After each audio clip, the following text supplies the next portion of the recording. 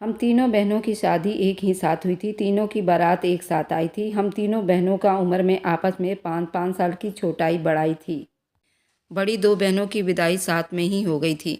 मैं और मुझसे बड़ी बहन बरखा की शादी एक ही घर में हुई थी। बरखा के छोटे देवर से मेरी शादी हुई थी, पर मैं उन लोगों से छोटी थी, तो मेरी विदाई को रोक लिया गया था। मेरी बड़ी बहन की बारात जहाँ से आई थी, वे लोग काफ़ी अच्छे पैसे वाले थे। उन लोगों ने दहेज में कोई मांग नहीं की थी। मुझसे बड़ी बरखा के ससुराल वालों ने तिलक में बहुत पैसे की मांग की थी। उसकी वजह से मेरे पापा को 2 खेत बेचने पड़े थे। तब जाकर हम दोनों बहनों की तिलक के पैसे पूरे हुए थे। मेरी मझली बहन बरखा की शादी के तुरंत बाद विदा कर दिया गया था और मेरी विदाई को रोक लिया गया था, क्योंकि मेरी उम्र अभी विदाई के लायक नहीं हुई थी। मैं उस वक्त 5वीं क्लास में पढ़ती थी। मेरे भाई हम लोगों से छोटे थे। पापा भी बहुत बूढ़े हो गए थे। मेरे पापा अपने बेटे को पढ़ाना चाहते थे। इसकी वजह से भी पापा को खेती की ज़मीन बेचनी पड़ी थी और भाइयों को पढ़ाई के लिए शहर में भेज दिया था। उसके बाद जैसे तैसे करके मेरे पापा घर का खर्चा चला रहे थे। मैं भी पढ़ाई कर रही थी। मेरी बड़ी दीदी प्रेग्नेंट हुई तो उनके ससुराल वालों को मेरी दीदी की देख रेख के लिए किसी अपनों की ज़रूरत थी। मेरी दीदी की कोई ननद नहीं थी। मेरी बड़ी दीदी की जेठानी थी, पर वह सारे अलग रहा करते थे। दीदी के सास ससुर बहुत बूढ़े थे। दीदी का ख्याल नहीं रख पा रहे थे। जीजा का कहना था कि माँ जी, आप सुमन के छोटी बहन को हमारे यहाँ भेज दो ताकि सुमन को आराम मिले। माँ पापा ने भी बहुत सोच विचार की मुझे दीदी के घर भेज दिया गया था। जीजा ने कहा था कि मैं इसका यहीं पर एडमिशन करवा दूंगा। इसकी पढ़ाई में कोई रुकावट नहीं होगी और मेरी भी शादी हो गई थी, तो ऐसी कोई बात नहीं थी। मेरी मझली बहन और मेरी शादी एक ही घर में हुई थी। मेरी बहन से बड़ी भी एक और जेठानी थी और उसके घर में उसी की चलती थी। मेरी माँ ने मेरे ससुराल में ये बात नहीं बताया था कि मुझे बड़ी दीदी के घर भेजा जा रहा है। मेरी बड़ी दीदी का ससुराल शहर में था और वे लोग काफ़ी पैसे वाले थे और मेरा ससुराल हमारे गांव से कुछ ही दूरी पर था। वह गांव हमारे गांव से थोड़ा दूर था। मैंने अपने पति को शादी में ही देखा था। वह उम्र में मुझसे बड़ा लग रहा था, लेकिन मेरी उम्र तो बहुत छोटी थी। मैं तो शादी का मतलब भी नहीं समझ पाई थी, लेकिन मेरा पति पूरा जवान लग रहा था। मेरे पापा ने इतना तिलक दिया था, उसके बाद भी उन लोगों का मुंह बना हुआ था। तिलक तय होने के बाद भी उन लोगों ने तिलक के पैसे बढ़ा दिए थे और मेरे पापा वो पैसे नहीं दे पाए थे, जिसकी वजह से उन लोगों का मुंह फूला हुआ था। रस्मों में भी वो लोग कुछ नहीं बोल रहे थे। उन लोगों का मुंह फूला हुआ था और मेरी बड़ी बहन के ससुराल वाले तो फूले ही नहीं समा रहे थे, क्योंकि मेरी बड़ी बहन बहुत ही खूबसूरत थी। उन लोगों ने मेरी बड़ी बहन को किसी रिश्तेदार की शादी में ही देखा था और वहीं वह लोग पसंद कर गए थे और चट मंगनी पट ब्याह का दिन रख दिया गया था और हम दोनों बहनों की शादी तो बहुत दिन पहले तय हुई थी। बस तिलक के पैसों की वजह से रुका हुआ था और बड़ी बहन का रिश्ता भी तय नहीं हुआ था, जिसकी वजह से ये शादी रुकी हुई थी। माँ का कहना था कि पहले बड़ी लड़की की शादी होगी, उसके बाद हम दोनों की शादी होगी। ये रिश्ता मेरी बड़ी बुआ ने करवाया था। वह उनके गांव के लोग थे। हम दोनों बहनें घर का और खेत का काम करने में बहुत तेज़ थे और यही सब उन लोगों को अच्छा लगा था, जिसकी वजह से वे लोग हमारे यहाँ रिश्ता लाए थे। पर उन लोगों की मांग बहुत ज़्यादा थी। मेरे पापा को भी वो घर पसंद आया था और मेरे पापा ने उनके मांगे गए तिलक के पैसों के लिए अपना खेत तक बेच दिया था। उसके बाद भी उन लोगों का मुंह बना का बना ही रहा और मेरी दीदी को विदा करवाने के बाद उन लोगों ने उसको दोबारा मायके नहीं भेजा था। मेरी दीदी को बहुत सारे काम करने पड़ते थे, घर का भी, सास ससुर का भी, खेत का भी। वह अकेले सब कुछ संभाल लेती थी। उसने कभी शिकायत नहीं की थी और ना ही अपने ससुराल की बातें यहाँ पहुँचाती थी। हम तीनों बहनों की शादी को 5 साल बीत गया था, लेकिन मेरे बरखा दीदी के ससुराल वाले दीदी को एक बार भी मायके नहीं भेजा था। उसके घर में उसकी जेठानी की ही चलती थी। मेरी बहन अपनी जेठानी और जेठ के बच्चों का भी सारा ध्यान रखती थी। खुद के बच्चे भी हो गए थे। उन लोगों ने बरखा को कभी मायके नहीं भेजा और मैं भी बड़ी हो गई थी। उसके बाद भी मेरी विदाई को टाला जा रहा था, क्योंकि उन लोगों को विदाई के समय और पैसों की मांग थी और मेरे पापा ने बिल्कुल हाथ खड़ा कर दिया था। उन्होंने कहा कि अब मेरे पास कोई ज़मीन नहीं है कि मैं बेचकर अपनी बेटी को दूं। अगर मेरे पास जो ज़मीन बची है उसे बेच दूंगा तो फिर मैं क्या खाऊंगा। इसी वजह से मेरी विदाई रुकी हुई थी और ना ही मेरी बहन को वे लोग विदा कर रहे थे। मुझे भी ज़्यादा दिलचस्पी नहीं थी।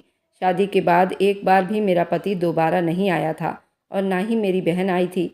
और मेरी सबसे बड़ी बहन प्रेग्नेंट हो गई थी और उसके ससुराल से मुझे बुलावा आया था क्योंकि वह शादी के 5 सालों के बाद प्रेग्नेंट हुई थी। उनके घर में बच्चों की बहुत चाहत थी। डॉक्टर ने मेरी बहन को बेड रेस्ट बताया था, जिसकी वजह से उन लोगों ने मुझे अपने घर बुला लिया था। मेरे जीजा ने मेरा एडमिशन वहाँ पर करवा दिया था। मैं वहाँ भी पढ़ाई कर रही थी और दीदी को भी देख रही थी। अब मेरी शादी को 8 साल बीत चुके थे और मैं ग्रेजुएशन कर रही थी और यहीं दीदी के पास थी। बड़ी दीदी के घर में किसी चीज़ की कोई कमी नहीं थी। जीजा बहुत अच्छे थे, वो मेरा बहुत अच्छा ख्याल रख रहे थे। दीदी के यहाँ रहते मुझे 1 साल हो चुका था। मेरी बहन ने एक प्यारे से बेटे को जन्म दिया था। दीदी के घर में खुशियाँ ही खुशियाँ हो गई थी। जब मेरे बहन के बेटे का नामकरण था तो मेरे जीजा ने सभी को इनवाइट किया था। उसमें मेरे ससुराल वाले भी शामिल थे और मेरी बहन को भी बुलाया गया था। लेकिन उन लोगों ने मेरी बहन को नहीं भेजा और ना ही मेरा जेठ आया और ना ही मेरा पति। बरका दीदी के पति तो विदेश में थे, बाकी ये 2 लोग तो घर में थे। इन्हें तो आना चाहिए था। मेरी बहन 1-2 महीने में कभी कभार बात करती थी। शायद उसके आसपास ससुराल वाले रहते थे, वह खुलकर बात नहीं कर पाती थी, बस समाचार देकर ही फ़ोन रख देती थी। मेरे पापा 1-2 बार उसके यहाँ गए थे। उसकी कंडीशन बहुत ख़राब लग रही थी। पापा बहुत उदास हो गए थे। बरखा के 2 बच्चे हो गए थे और उसकी हालत बहुत ख़राब थी। उन लोगों ने पापा के साथ बरखा को नहीं भेजा था और ना ही मेरी विदाई की कोई बात की गई थी। मेरे बुआ के कान में उन लोगों ने ये बात डाली थी कि उनका कहना था कि उसकी विदाई तभी होगी जब मेरे पापा विदाई में और पैसे देंगे। पापा ने अपना हाथ खड़ा कर लिया था। उन्होंने कहा कि मेरे पास कोई पैसे नहीं, ये बात उनके कान में डाल दो और मेरी बेटी भी उनके घर में कोई सुख में नहीं है। उसकी कंडीशन बहुत ख़राब है। वे लोग बहुत लालची टाइप थे। अब बरखा के 2 बच्चे हो गए थे, उसको तो अपनी ज़िंदगी काटनी थी। मेरी बहन भी उन लोगों के सामने कुछ नहीं बता पाती थी। ये बात यहीं पर अटकी हुई थी और मैं अपने बहन के घर यहाँ पर पढ़ाई कर रही थी। मेरी बहन की जेठानी हमारे घर के 2 गली छोड़कर रहा करती थी। उसका भाई भी साथ में ही रहा करता था। जिस कॉलेज में मैं पढ़ाई कर रही थी उसी कॉलेज में वह भी जाता था और मेरी उसकी बातचीत काफ़ी अच्छी थी। वह भी यहाँ शहर में पढ़ाई के लिए अपनी बहन के घर में रह रहा था और मैं भी अपनी बहन के देख रेख और पढ़ाई कर रही थी। उसका नाम शौर्य था, मेरा नाम पुष्पा था। शौर्य और मैं एक ही क्लास में थे। कॉलेज में मेरे जीजा अपने साथ ले जाते थे और वहीं छोड़कर अपने जॉब पर चले जाते थे, लेकिन आते समय मैं हमेशा सौरव के साथ आती थी और वह बहुत बातें करता था। वह अपने घर में इकलौता था। उसकी 3 बहनें थीं, सारी शादीशुदा थी और एक बहन तो मेरी बहन की बड़ी जेठानी थी और वे अलग रहा करती थी। पापा मुझे लेने आए तो जीजा ने मना कर दिया। कहने लगे उसका लास्ट साल चल रहा है, उसे पढ़ने दो और अभी सुमन को भी देख रेख के लिए एक आदमी चाहिए क्योंकि बच्चा बहुत छोटा है। थोड़ा सा बड़ा हो जाएगा तो मैं खुद ही उसको तुम्हारे घर छोड़ आऊँगा। अब मैं भी यहाँ से नहीं जाना चाहती थी क्योंकि मुझे यहाँ बहुत अच्छा लगता था। यहाँ का माहौल भी बहुत अच्छा था। सौरभ से भी मेरी बहुत अटैचमेंट हो गई थी। एक दिन सौरभ ने मुझे प्रपोज कर दिया था। उसको नहीं पता था कि मेरी शादी हो चुकी है, लेकिन मैंने उसके प्रपोजल का कोई जवाब नहीं दिया। ना ही मैंने उसे बताया कि मेरी शादी हो चुकी है, क्योंकि अगर मैं बता देती तो शायद वो मुझसे बात करना बंद कर देता। इसी लालच में मैंने उससे नहीं बताया कि मेरी शादी हो चुकी है। सौरभ तो मुझे दिल जान से चाहने लगा था। उसने जब पहली बार प्रपोज किया था, जब हम कॉलेज के तरफ से शिमला घूमने गए थे, वहीं पर उसने मुझे प्रपोज किया था। वो मेरे जवाब के इंतज़ार में था। एक दिन कॉलेज पहुंची तो वहां पर हड़ताल चल रहा था। सौरभ भी वहां गेट के सामने ही मिल गया था। उसने कहा, मौका अच्छा है, क्या मेरे साथ घूमने चलोगी? शाम तक घर पहुंच जाएंगे। मैंने भी हाँ कर दी। वो मुझे पार्क में ले गया था। ये पटना का मशहूर पार्क था जिसमें लड़का और लड़की आराम से अपने दिल की बात कर लिया करते थे और आज सौरभ मुझे उसी पार्क में ले आया था। मेरा दिल बहुत घबरा रहा था, लेकिन मैं सौरभ के साथ भी टाइम बिताना चाहती थी। मुझे सौरभ बहुत पसंद था। मैंने सौरभ से पूछा, क्या मुझसे पहले भी तुम्हारी लाइफ में कोई लड़की थी? उसने कहा, मेरी पसंद सबसे पहली और आखिरी तुम ही हो। मैं तुम्हें बहुत पसंद करता हूँ।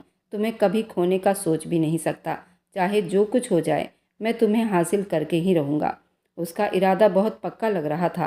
वह बहुत ज़्यादा सीरियस था, लेकिन मैं उसको ये नहीं बता सकती थी कि मैं शादीशुदा लड़की हूँ। मैंने कहा, शौर्य, अगर मेरे अंदर कोई कमी होगी क्या तब भी तुम मुझे पसंद करोगे? उसने कहा कि मेरे सामने तुम्हारे अंदर कोई कमी नज़र नहीं आ रही। अगर कोई ऐसी बात भी हुई तो मैं हमेशा तुम्हारा साथ दूंगा। तुम्हें पाने के लिए मैं किसी भी हद तक जा सकता हूँ। मैं उसकी चाहत देखकर पिघल गई थी। मैं चुप हो गई। मैंने कहा, सौर्य, तुम मुझे बहुत पसंद हो।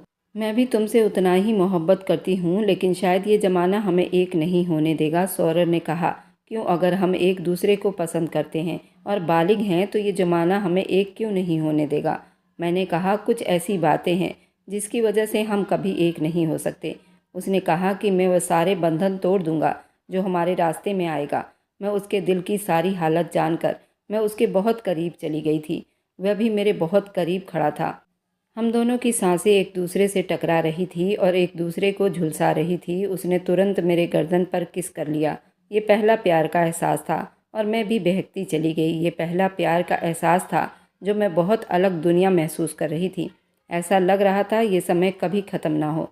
उसके बाद शौर्य ने मेरे होठों को चूम लिया था। होठों वाला किस कम से कम 1 घंटा चलता रहा। हम एक दूसरे के होठों को चूमते रहे और बहुत करीब आ चुके थे। एक दूसरे की बाहों में एक दूसरे की धड़कनें भी महसूस हो रही थी। सौर्य ने तुरंत अपने गोद में मुझे लिटा लिया था। हम एक बरगद के पेड़ के पीछे छुपकर अपनी अपनी मोहब्बत में चरम सीमा पार कर चुके थे। शौर्य ने जल्दी से अपना हाथ सूट के नीचे ले जाते मेरे ब्यूटी बॉल को छूने लगा था और ये एहसास तो मुझे अलग ही दुनिया में ले जा रहा था। ऐसा लग रहा था वह कभी अपना हाथ ना हटाए और हम यूं ही एक दूसरे के होठों पर और मेरे जिस्म पर अपने हाथों को सहला रहा था। मुझे ये सब बहुत अच्छा लग रहा था। उसने तुरंत मेरे नीचे के कपड़ों को भी उतार कर मुझे पूरा सुकून पहुंचाने की कोशिश कर रहा था। क्योंकि मैं बहुत तेज़ तेज़ आहें भर रही थी और सिसकियां ले रही थी, तो वो मुझे पूरा सुकून पहुंचाने की कोशिश कर रहा था। उसने एक ही झटके में मेरी चीख निकलवा दी थी। मैंने अपने चीखों का गला घोंटा था क्योंकि मुझे उस प्यार को महसूस करना था। मैं एक अलग ही दुनिया में जा चुकी थी। इससे पहले मैंने कभी इस तरह एहसास नहीं किया था। शाम तक हम यूं ही एक दूसरे में खोए रहे। मेरे कपड़े भी खराब हो चुके थे। सौरभ ने मेरे कपड़ों को साफ किया था। मेरे टांगों से भी चला नहीं जा रहा था, लेकिन मैं सौरभ के साथ बहुत खुश थी। ऐसा लग रहा था ये दिन कभी ख़त्म ना हो। शाम हुई तो मैं सौरभ के साथ घर आ चुकी थी। अब मुझे बहुत डर लग रहा था। मैंने ये सब क्या कर लिया था? मैं तो शादीशुदा थी। अगर घर वालों को किसी को पता चलेगा तो वह लोग क्या सोचेंगे? मैं उस दिन के बाद से बहुत चुप चुप हो गई थी। घर में बहुत कम बात करती थी और ऐसा लगता था कि मैं हमेशा सौर्य के साथ ही रहूं। सौर्य भी अपनी मोहब्बत को लेकर बहुत एक्साइटेड था। यूं ही अब हम हफ्ते में 1-2 बार ज़रूर मिला करते थे। एक दूसरे के जिस्म को सुकून पहुंचाया करते थे। लेकिन ये बात मैंने अपनी बहन को या किसी को नहीं बताया था। सौरभ ने अपने घर में ये बात छेड़ दी थी। वह रात को भी मुझसे घंटों फ़ोन पर बात करता। मुझे भी उससे बात करना बहुत अच्छा लगता था। मैं भी रात रात भर उससे बात करती, लेकिन मैंने ये बात अपने घर में नहीं बताई थी क्योंकि मुझे बहुत डर लगता था। अगर ये बात किसी को पता चलेगा तो बहुत बदनामी होगी। एक दिन मेरे पापा मेरे बहनोई के पास फ़ोन पर बात कर रहे थे कि पुष्पा की विदाई करनी है, लेकिन वे लोग और पैसों की मांग कर रहे हैं। हमें क्या करना चाहिए? मेरे बहनोई ने कहा कि अब शादी तो हो चुकी है, अब ये डिमांड तो पूरी करनी ही होगी। अगर बरखा उस घर में ना होती तो हम ये रिश्ता ख़त्म कर देते, लेकिन अभी बरखा भी उसी घर में है, तो हम इस रिश्ते को इस तरह ख़त्म नहीं कर सकते। जबकि बरखा के पास 2 बच्चे हैं, उसके जीवन पर बहुत बुरा प्रभाव पड़ेगा। हम ऐसा नहीं कर सकते। अगर हम ऐसा करेंगे तो बरखा के लिए और भी मुश्किलें खड़ी हो सकती है। इसलिए हम उनके मांग को पूरा कर पुष्पा की विदाई कर देनी चाहिए और बरखा और पुष्पा के लिए यही अच्छा होगा। मेरे बहनोई ने कहा, तुम्हें चिंता करने की कोई ज़रूरत नहीं है। मैं तुम्हें पूरा सपोर्ट करूँगा और जो मुझसे बन पाएगा मैं तुम्हारी मदद भी करूँगा। तुम्हें खेत बेचने की कोई ज़रूरत नहीं है। मैं ये बात सुन चुकी थी और मैं बहुत घबरा रही थी। मैं उस घर में नहीं जाना चाहती थी जहाँ पर मेरी बहन पहले से ही दुखी थी। मैं उस इंसान को भी नहीं जानती थी जिससे मेरी शादी हुई थी, ना ही उसने मुझसे कभी बात करने की कोशिश की थी। और मैं शौर्य के और अपने रिश्ते के लिए कभी भी घर में किसी से बात नहीं की थी और यही मेरी सबसे बड़ी गलती हुई थी कि मैंने अपने घर में ये बात किसी को नहीं बताई थी। मेरे जीजा और पापा मेरे ससुराल में जाकर मेरी विदाई की बात कराए थे और बरका को भी साथ में ले आए थे। पूरे 10 साल के बाद बरका अपने मायके में कदम रख रही थी। उसके दोनों बच्चे भी अब बड़े हो गए थे। उसका पति विदेश में रहता था। वह घर के मामलों में कम ही बोलता था। बरखा भी चुप करके अपने घर गृहस्थी संभालने में लग चुकी थी। उसको भी ये था कि मेरे से छोटी मेरी बहन इसी घर में है, अगर मैं कोई ऐसा वैसा काम करूँगी तो मेरी बहन के रिश्तों में रुकावट आएगी। इसी वजह से अपना रिश्ता भी चुपचाप उस घर में सब कुछ सहकर बिता रही थी। उसका भी यही कहना था कि उसके ससुराल वाले थोड़े लालची हैं, क्योंकि उसकी जेठानी का कहना था वह अपने बहन का रिश्ता मेरे पति से करवा देगी और उनके मांगे गए रकम भी उन्हें दिलवा देगी। इसी बात से मेरी बहन बहुत डरती थी और चुप से उनकी सारी बातें मान लेती थी। बरखा ने अपने और मेरे रिश्ते को बचाने में 10 साल लगा दिए थे और तब भी वे लोग ज़्यादा खुश नहीं हुए थे। उन लोगों का कहना था कि इतने दिन क्यों लगे, जबकि वे सारी समस्याएं जानते थे, लेकिन उनको इस सब से कोई मतलब नहीं था। अब जबकि बरखा भी इस घर में आ गई थी और बरखा भी यही चाहती थी कि मेरी विदाई हो जाए, अपने आगे की ज़िंदगी सुकून से बिताए। मैं इस बात को सुनकर बहुत ज़्यादा डर गई थी और मुझ में हिम्मत नहीं था कि मैं ये बात बताती कि मैं उस घर में नहीं जाना चाहती जहाँ मेरी बहन बरखा को इतनी परेशानी सहनी पड़ती थी। मैं उस घर में कभी नहीं जाती। और अब जहाँ मेरे बहनोई ने मेरी विदाई का सारा इंतज़ाम कर दिया था, सब कुछ बात सेटल कर लिया था। मेरे बड़े बहनोई मेरे घर में बहुत मान सम्मान किया जाता था, क्योंकि वह हर बात में और हर तरीके से मेरे पापा की बहुत मदद करते थे। मेरे भाइयों को भी पढ़ाने में मदद कर रहे थे, जबकि पिछले 5 सालों से वो मुझे भी पढ़ा रहे थे। मेरे पढ़ाई का पूरा खर्चा भी उठा रहे थे। उन्होंने तो मेरे पिता की जगह ले ली थी। अगर मैं उनकी बात को काटती और ना मानती तो मैं अपने नज़रों में ही गिर जाती। अब मैं बहुत मजबूर हो गई थी, लेकिन ये बात शौर्य नहीं जानता था। वह हमारे घर से 2 गली छोड़कर रहा करता था और वह भी गांव गया हुआ था, लेकिन मुझसे हर समय बात करता था। मैंने एक बार भी शौर्य को ये नहीं बताया था कि मेरे घर में ये सारी समस्याएं हो रही है। मैं तो अपने पति की शक्ल भी नहीं देखना चाहती थी। मुझे उससे बहुत नफ़रत हो चुकी थी। उन लोगों ने इतना मजबूर किया था दहेज के लिए। मेरी बहन को भी उसकी वजह से बहुत कुछ सहना पड़ा था। अब जबकि उनकी बात मानकर मेरी विदाई की तैयारी हो रही थी तो मेरा दिल बहुत घबरा रहा था और मुझे भी अपने गांव भेज दिया गया था ताकि मेरी विदाई हो सके। लेकिन मैं कभी उस घर में नहीं जाना चाहती थी। किसी भी हाल में मुझे ही इस सारी समस्याओं का हल निकालना था, क्योंकि जो काम मैंने कर लिया था वह बहुत बदनामी वाला था और अगर मेरे ससुराल वालों को पता चलता तो वह तुरंत मुझे डिवोर्स दिलवा देते, क्योंकि मैं प्रेग्नेंट हो गई थी। और जिस दिन मेरी विदाई थी उस रात मैं घर में अकेले बैठे सौरभ से सारी सच्चाई बता चुकी थी। वह पीछे हटने वालों में से नहीं था। उसने जब सुना कि मैं प्रेग्नेंट हो गई हूँ तो उसने ये ठान लिया था वह किसी भी तरह मुझे अपने साथ ले जाएगा और शादी करेगा। वह तुरंत मेरे घर के लिए निकल चुका था। मैं उसे मना कर रही थी कि तुम ऐसा मत करो, कुछ भी हो सकता है। उसने कहा कि मेरी जान ही क्यों ना चली जाए, पर मैं अपनी मोहब्बत को किसी और के साथ जाने नहीं दे सकता। सौरव ने कहा, मेरे मरने के बाद ये मुमकिन हो सकता है, पर मैं जीते जी ये कभी नहीं होने दूंगा। लेकिन मुझे नहीं पता था, मेरे पीछे मेरी दोनों बहनों ने मेरी सारी बातें सुन चुकी थी। उनका सर भी चकराता हुआ नजर आया था। मेरी बड़ी बहन मुझ पर बहुत गुस्सा हुई थी। उसने कहा, अगर कुछ ऐसा था तो तुमने मुझे क्यों नहीं बताया? ये बात यहाँ तक पहुँचती ही नहीं और मैं तुम्हारी शादी सौरव से करवा देती। मेरी बहन बरखा तुरंत अपना दिमाग चलाने लगी। कहने लगी कि मैं तो पिछले 12 सालों से उस घर में घुट घुट कर मर रही हूँ, लेकिन अगर ये बात उन लोगों को पता चलेगा कि ये पहले से प्रेग्नेंट है तो किसी भी हाल में वो मुझे भी डिवोर्स दिलवा देंगे। इससे अच्छा है कि तुम आज ही उसके साथ भाग जाओ।